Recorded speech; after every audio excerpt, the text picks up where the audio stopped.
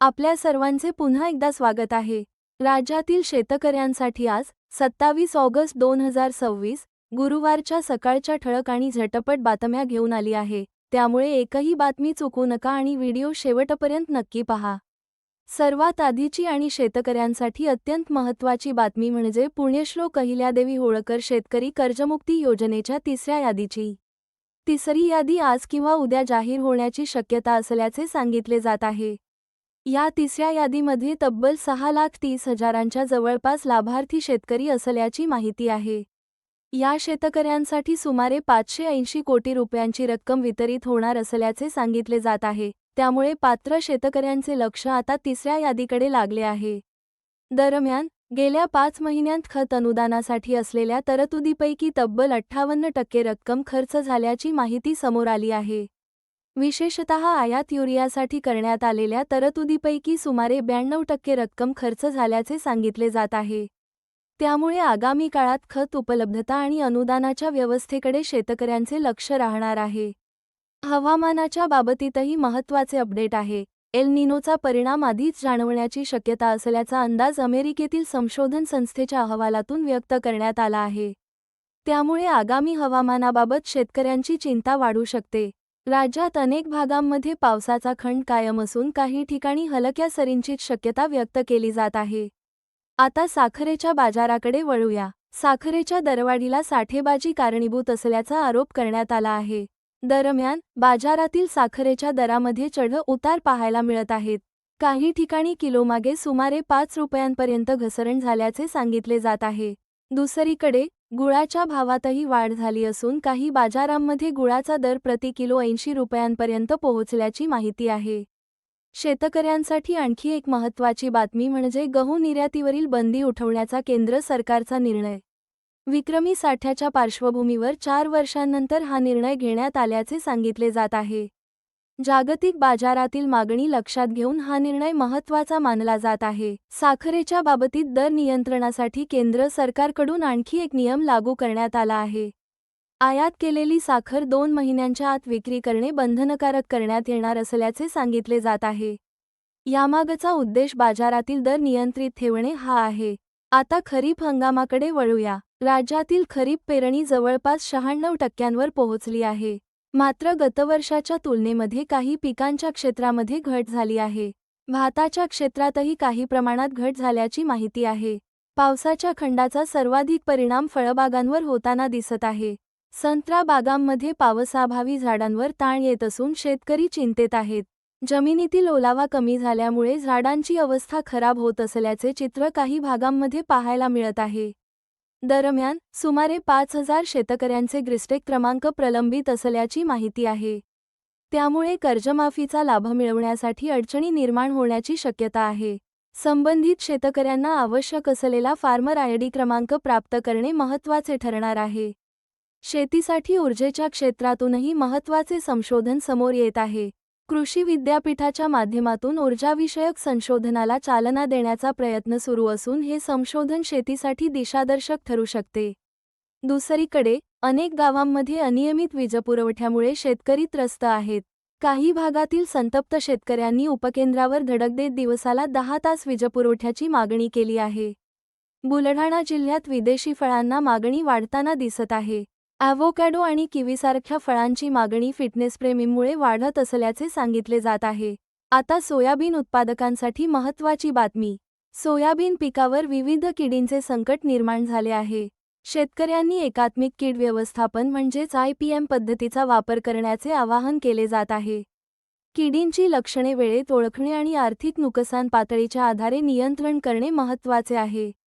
पावसाच्या खंडामुळे अनेक भागांमध्ये सोयाबीनच्या फुलधारणेवर परिणाम होत आहे. बुलढाणा जिल्ह्यातील काही भागांमध्ये तब्बल 15 दिवसांपासून पावसाची दडी असून ऑगस्ट महिन्यात केवळ एका दिवशी पाऊस झाल्याची माहिती आहे. त्यामुळे शेतकऱ्यांच्या चिंतेत भर पडली आहे. चिखली तालुक्यातही पावसाची स्थिती चिंताजनक असल्याचे सांगितले जात आहे. अनेक दिवस पावसाने हुलकावणी दिल्यामुळे खरीप पिकांवर परिणाम होण्याची शक्यता वाढली आहे. दरम्यान, वन्य प्राण्यांकडूनही शेतकऱ्यांच्या पिकांचे नुकसान सुरू आहे. रानडुक्कर, हरिण आणि रोही यांच्यामुळे पिकांचे नुकसान होत असून शेतशिवारात शेतकऱ्यांच्या सुरक्षिततेचाही प्रश्न निर्माण झाला आहे. वन विभागाने यावर कायमस्वरूपी उपाययोजना कराव्यात, अशी मागणी शेतकऱ्यांकडून केली जात आहे. काही भागांमध्ये अधिकाऱ्यांना कारणे दाखवा नोटिसा बजावण्यात आल्या असून शेतकऱ्यांना नुकसान भरपाई देण्याचे आदेशही देण्यात आले आहेत. अंदाज समितीच्या पाहणीनंतर संबंधितांवर कारवाई करण्यात येणार असल्याचे सांगितले जात आहे. मोहोळ तालुक्यातही पावसाअभावी पिकांवर संकट निर्माण झाले आहे. तब्बल 11,934 हेक्टर क्षेत्रावरील पेरणी धोक्यात असल्याची माहिती आहे. काही भागांमध्ये दुबार पेरणीची भीती व्यक्त केली जात आहे. शेतकऱ्यांसाठी आणखी एक महत्त्वाची बातमी म्हणजे शेतकरी मित्रांची नियुक्ती.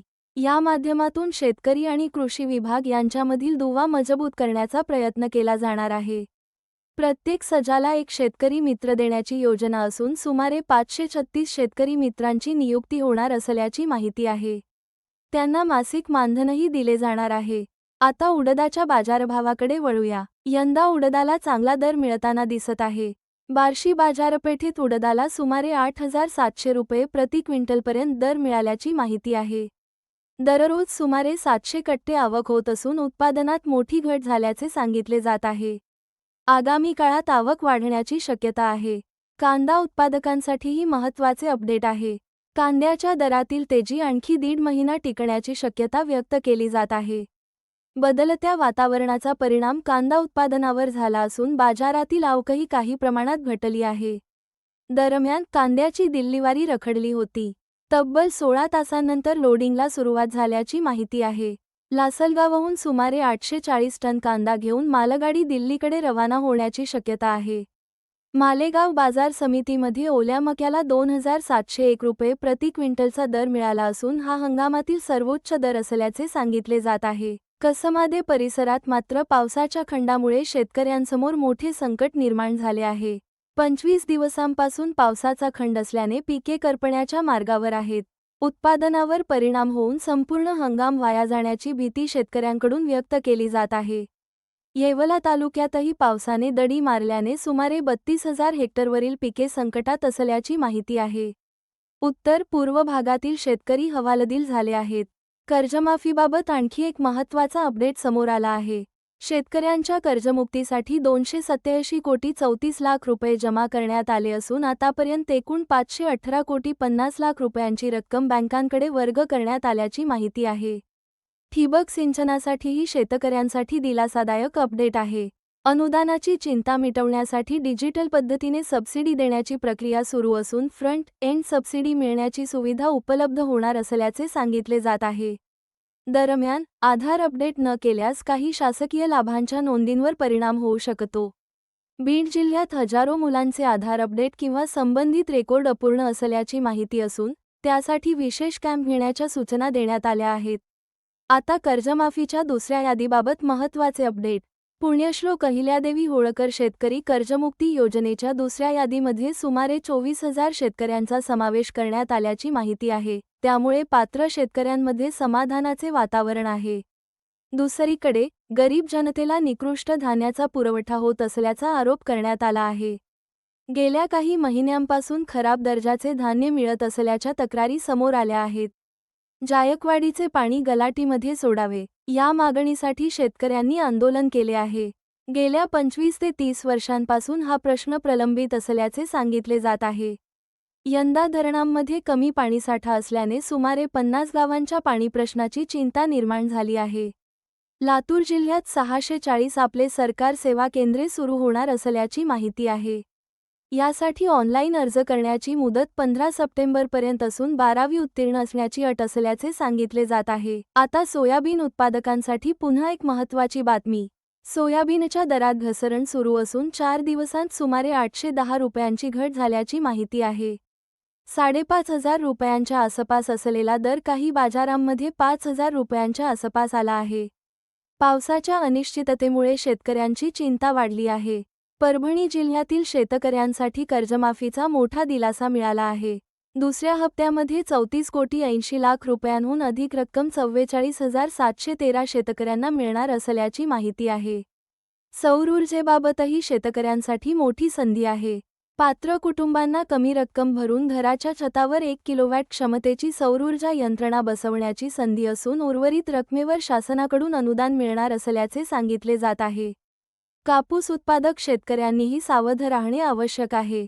कापूस पिकामध्ये मॅक्रोफोमिना मुळकूज रोगाचा प्रादुर्भाव काही भागांत दिसून येत असल्याचे सांगितले जात आहे. त्यामुळे शेतकऱ्यांनी वेळेत उपाययोजना करणे महत्त्वाचे आहे. दरम्यान, काही भागांत मुसळधार पावसामुळे खरीप पिकांना दिलासा मिळाला आहे. तलाव, नाले आणि जलसाठ्यांमध्ये पाणी साचल्याने शेतकऱ्यांमध्ये समाधानाचे वातावरण आहे. शिक्षण क्षेत्रातील एक महत्त्वाचे अपडेट म्हणजे राज्यातील आश्रमशाळांमध्ये 2421 शिक्षकांची भरती होणार असल्याची माहिती. शिक्षक भरतीची प्रतीक्षा करणाऱ्या उमेदवारांसाठी ही मोठी संधी ठरणार आहे. यामध्ये ठाणे आणि नाशिक विभागात अधिक रिक्त पदे असल्याचे सांगितले जात आहे. पारनेर तालुक्यातील शेतकऱ्यांसाठीही दिलासादायक बातमी आहे. 13 कोटी रुपयांची नुकसान भरपाई मंजूर करण्यात आली असून संबंधित पाठपुराव्याला यश मिळाल्याची माहिती आहे. कोल्हापूर जिल्ह्यातील धरणांमध्येही समाधानकारक पाणीसाठा आहे. 17 प्रमुख धरणांमध्ये सुमारे 94.6% पाणीसाठा उपलब्ध असल्याची माहिती असून काही धरणे पूर्ण क्षमतेने भरली आहेत. त्यामुळे शेतकऱ्यांची पाण्याबाबतची चिंता काही प्रमाणात कमी झाली आहे. खत खरेदीची प्रक्रिया सुलभ करण्यासाठीही डिजिटल सुविधा उपलब्ध करून देण्यात येणार आहे. FFS ॲप्लिकेशनद्वारे खतांचे बुकिंग, QR कोडच्या माध्यमातून खत वितरण आणि घरबसल्या आगाऊ बुकिंगसारख्या सुविधा उपलब्ध होणार असल्याचे सांगितले जात आहे. मनरेगा अर्थात रोजगार हमी योजनेची प्रभावी अंमलबजावणी करण्याचे निर्देशही देण्यात आले आहेत. ग्रामीण भागातील रोजगार आणि विकासकामांना यामुळे चालना मिळण्याची अपेक्षा आहे. आणि शेवटी महिला उद्योजकांसाठी महत्त्वाची बातमी. सूक्ष्म अन्नप्रक्रिया उद्योग क्षेत्रामध्ये महाराष्ट्र आघाडीवर असल्याचे सांगितले जात आहे. मंजूर झालेल्या हजारो प्रकल्पांमध्ये मोठ्या प्रमाणावर महिला उद्योजकांचा सहभाग आहे. त्यामुळे ग्रामीण भागातील महिलांना रोजगार आणि स्वयंरोजगाराच्या नव्या संधी उपलब्ध होऊ शकतात.